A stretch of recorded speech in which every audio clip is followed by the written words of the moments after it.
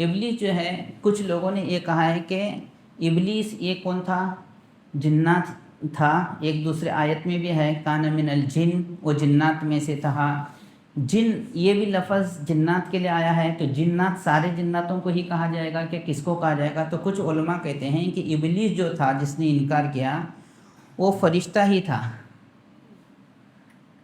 اور وہ فرشتہ تھا اور وہ فرشتوں کی ایک جماعت ہے جس کو جنیہ کہتے ہیں.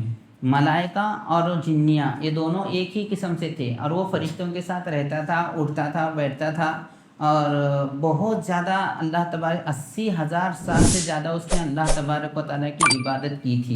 اور اللہ تبارک و تعالیٰ کی ان عبادتوں کی بنیاد پر وہ اتنا زیادہ آگے بڑھ گیا تھا کہ وہ جنت کے داروغہ کے برابر ہو گیا تھا. جنت کے داروغہ یعنی دیکھ ریکھ کرنے والے جنت کے، ان کے برابر وہ ہو گیا تھا، اور اس کی اتنی زیادہ فضیلت تھی. وہ فرشتوں کو بھی دوسرے واعظ و نصیحت کیا کرتا تھا، اتنا زیادہ وہ بڑھ گیا تھا. کچھ لوگ کہتے ہیں کہ وہ فرشتوں میں ہی سے تھا. جنیہ ایک فرشتوں کی قوم ہے جن کو آگ سے پیدا کیا گیا، اور باقی جو ملائکہ ہیں ان کو نور سے پیدا کیا گیا ہے. یہ ایک قول ہے، لیکن ہمارے جو مفسرین علماء، مشہور علماء، جمہور علماء کا یہ قول ہے کہ ابلیس جو ہے وہ جنات ہی سے میں تھا.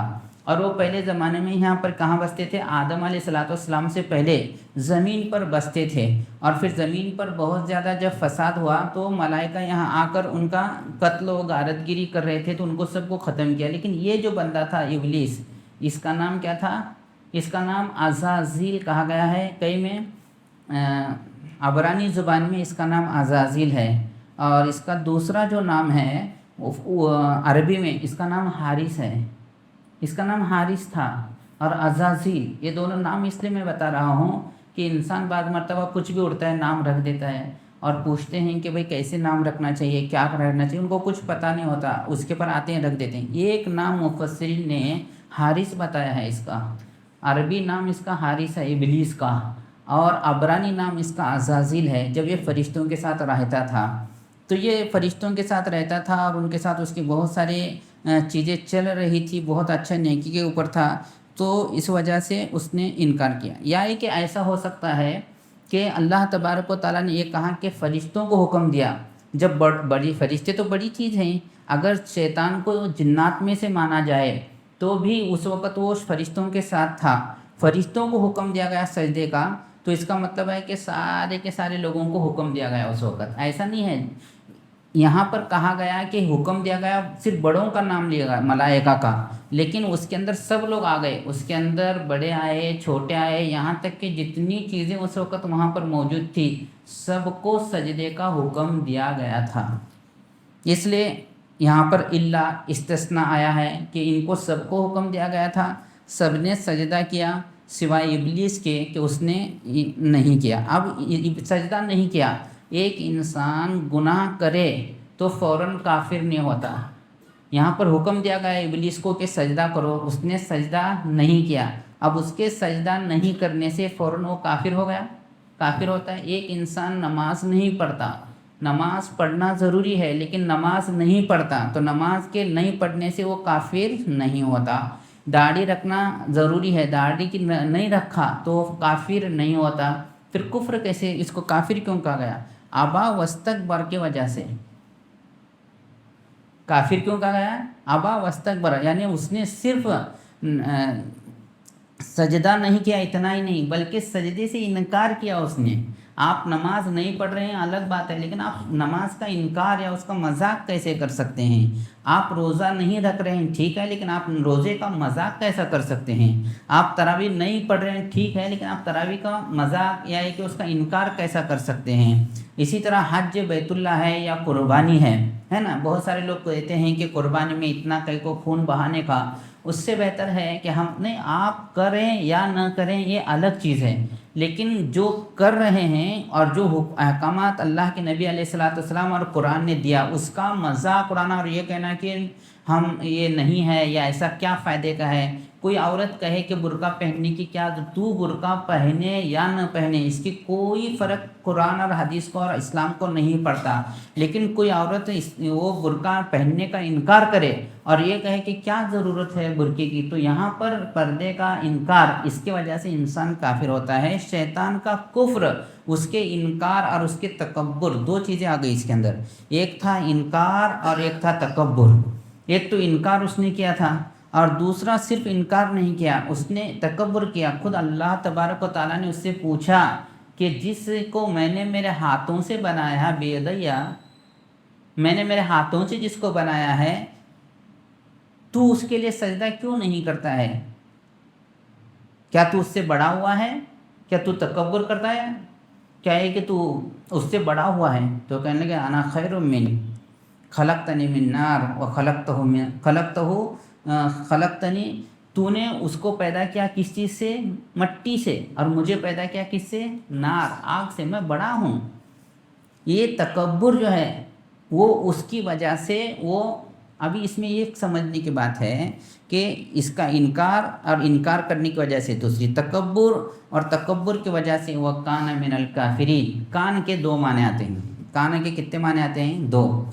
एक माना होता है वह कान मिनल काफिरीन, वो काफिरों में से था। माजी,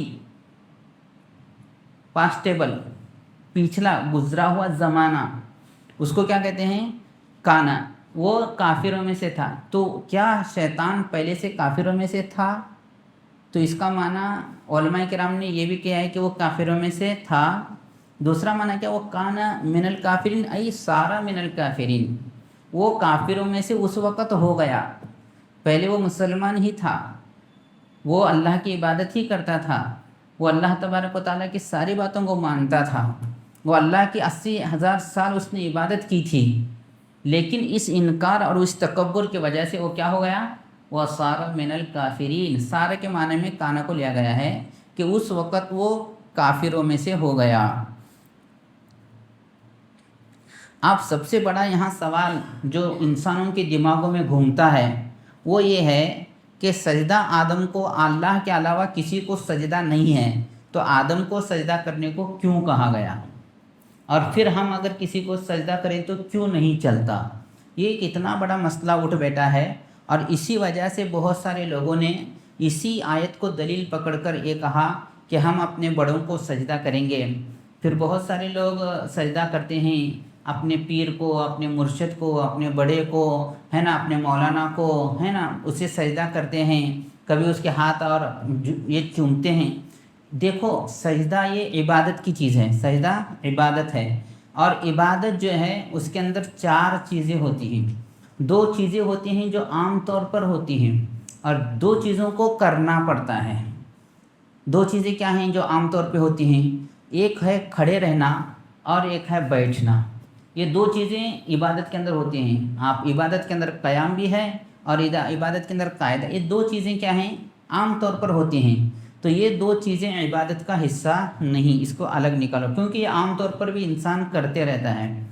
दूसरी जो दो चीज़ें हैं उसको करना पड़ता है, वो आम तौर पर होती नहीं हैं, वो इबादत का ख़ास हिस्सा है। और वो क्या है? रुकू, और दूसरा अपनी पेशानी को ज़मीन पे माथा टेकना, ये सजदा कहलाता है। ये ख़ास हिस्सा है, ये इबादत के अंदर दाखिल है। अब ये जो है हमारे इस्लाम के आने के बाद में ये सजदा रुकू दोनों भी हराम है, किसी के लिए भी जायज़ नहीं। यहाँ तक कि हमारे उलमा यहाँ तक बयान करते हैं कि किसी के आने पर खड़ा तक नहीं रहना चाहिए।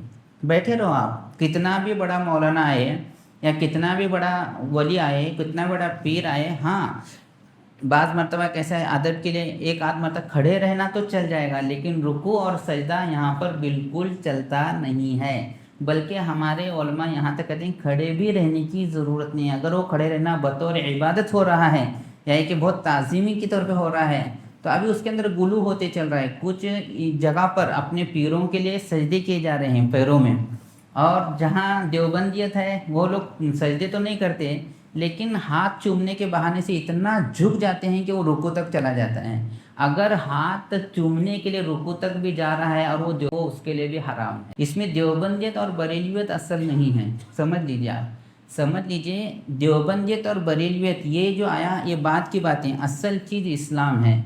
इस्लाम इन दोनों चीज़ों को कतई मना करता है। आपको बिल्कुल इजाज़त नहीं है कि आप रुकू या सजदा किसी तौर पे किसी के लिए करें, बिल्कुल जायज़ नहीं है। अब ये कि फिर अल्लाह ने यहाँ सजदा करने को कैसे कहा, इसका मसला खड़ा हुआ। फिर